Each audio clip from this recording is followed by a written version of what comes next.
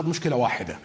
ماذا لو في عام 2025 أصبح بين إيران وإنشاء قنبلة نووية أيام معدودة؟ يوم 13 يونيو 2025 شنت إسرائيل غارات جوية على إيران استهدفت بها مواقع نووية وقادة في الحرس الثوري وكذلك علماء نوويين. لكن الشيء الغريب أن السعودية أعلنت نفس اليوم يوم 13 أن إدانتها للضربات الإسرائيلية، ووصفت هاي الغارات بالاعتداء السافر والمسيء على إيران وعلى سيادتها، ودعت المجتمع الدولي للتحرك فورا لوقف التصعيد. رغم أن السعودية كانت العدو الأول لإيران وكانت بينهم حرب بالوكالة، لكن شنو اللي صار آخر فترة؟ هل فعلا العالم تغير؟ مشكلتنا أنه إحنا دائما نحدد الجانب، ودائما نشوف أمريكا ككيان واحد غير مجزأ، وهذا بالحقيقة غلط، لأنه أمريكا حاليا يحكمها حزبين اللي هو الديمقراطي والجمهوري، والحزبين متناقضات بسياستنا الخارجية وبسياستنا الداخلية. فاحنا شفنا جورج بوش خاض حرب العراق، وجاء أوباما وسحب القوات، وكذلك سوى الاتفاق النووي مع إيران. كانت فترة حكم أوباما معادية لدول الخليج، وبعدين جاء ترامب وصار معادي لإيران ووقف مع دول الخليج. وهاي هي الحقيقة، أنه أمريكا دولة متناقضة تعتمد على الحزب اللي يحكمها وعقلية الرئيس اللي ينتخبوه الأمريكيين. يوم 13 يناير 2015 أعلن ديوان الملك السعودي عن وفاة الملك عبد الله. بعد فترة نصبوا سلمان بن عبد العزيز ملك للسعودية. هنا كانت الخطوة الأولى لتغيير المملكة العربية السعودية إلى الأبد. لكن كان أكو عائق عند السعودية، وهو المد الإيراني، بحيث الحوثي سنة 2014 استولى على صنعاء، وسنة 2015 تقريبا استولى على أغلب المحافظات في اليمن. وهنا شاف الملك سلمان أنه إيران وصلت لحدودهم الجنوبية، وهذا الشيء ينذر بخطر للمملكة. لهذا حاولوا أنه يقنعون أوباما أنه يتدخل بينهم وبين إيران، لكن أوباما راح سوى اتفاقية ويا إيران بنفس السنة اللي 2015، وجاء على دول الخليج وقال لهم أنه الحرب مع إيران هي مو حربنا، وإحنا ما عندنا مشاكل ويا إيران. وهذا اللي خذل السعودية ودول مجلس تعاون الخليج. لهذا شافت السعودية أنه هي انخذلت من أمريكا ومن الديمقراطيين، لهذا دعمت دونالد ترامب بعدين. وهذا يقودنا أن السعودية لما تخلت عليها أمريكا قامت وسوت عاصفة الحزم. عاصفة الحزم هي تحالف عربي بقيادة 10 دول اللي من ضمنهن مصر والسودان والمغرب، وبدت الحرب على الحوثي، ودعموا بذاك الوقت الرئيس هادي والقوات اليمنية.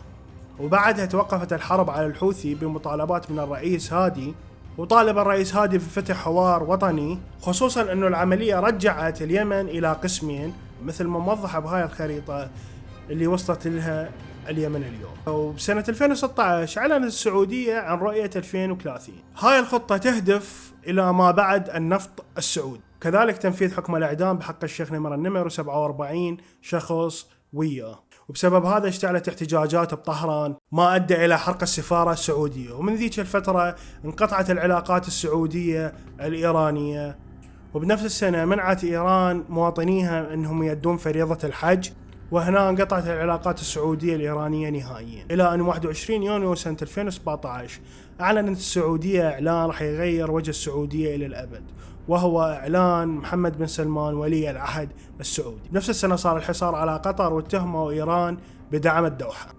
رغم أن السعودية بدأت تتحول بعهد محمد بن سلمان من دولة دينية أو ما يعرف بدولة وهابية إلى دولة مدنية تهدف إلى التنمية والتطور الاقتصادي والسياحة، وتغيير الصورة النمطية السعودية من إرهابي وبدوي إلى صورة حضارية جديدة. لكن الخوف من المد الإيراني كان واضح، خصوصا بتصريحات محمد بن سلمان عن السلاح النووي الإيراني، وهذا كذلك كان جزء من انسحاب ترامب من الاتفاق النووي سنة 2018. سنة 2019 صارت هجمات بصواريخ وطائرات مسيرة على منشآت نفطية بالسعودية. نيويورك تايمز والوكالات الغربية اتهمت إيران بهاي العملية، لكن إيران ظلت تنكر وتحمل اللوم على الحوثي بالجزء الأكبر من المسؤولية.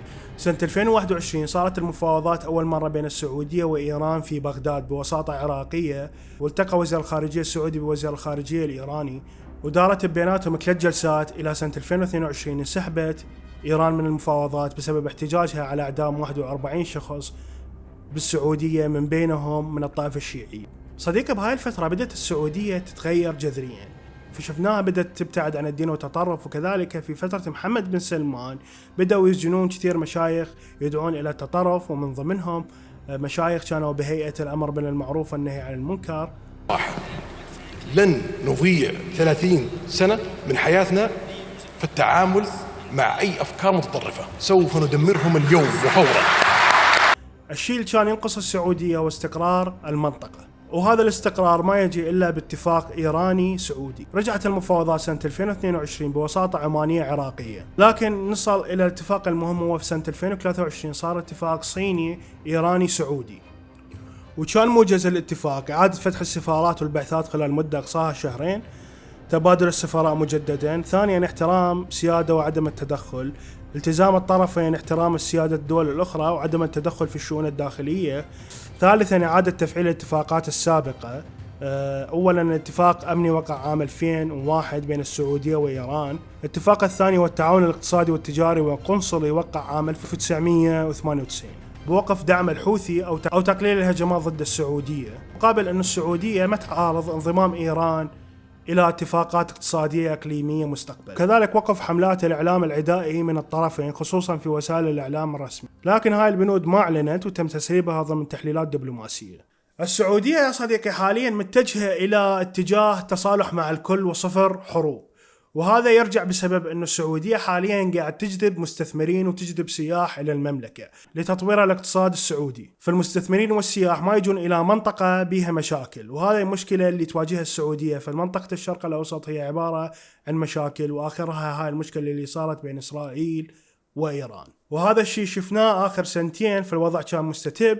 كل ما نطمح له أنه يكون لدينا علاقة طيبة ومميزة مع إيران.